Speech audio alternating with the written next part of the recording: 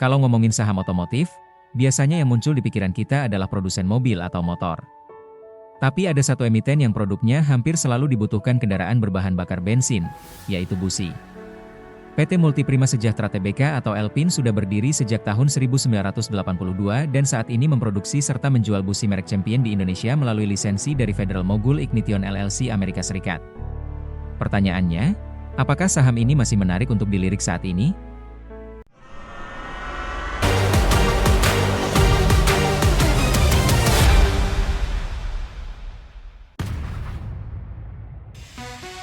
Dari sisi valuasi, Elpin terlihat cukup menarik.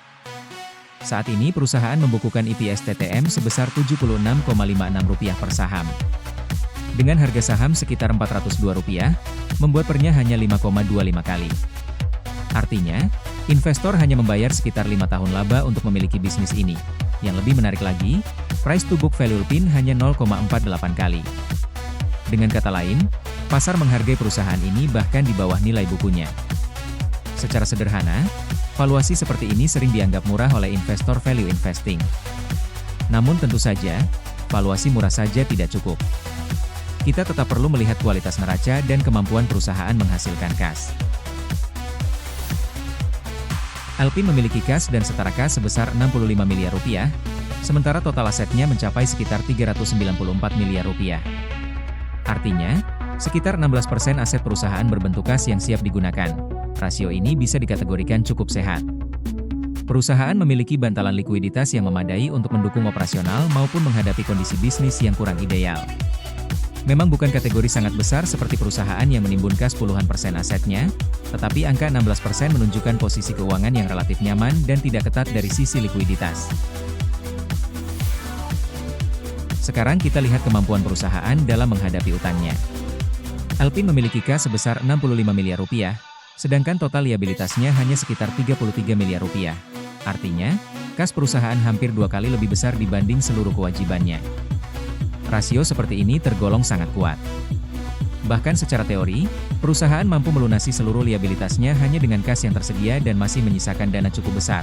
Kondisi ini menunjukkan tingkat risiko finansial yang rendah dan neraca yang sangat sehat.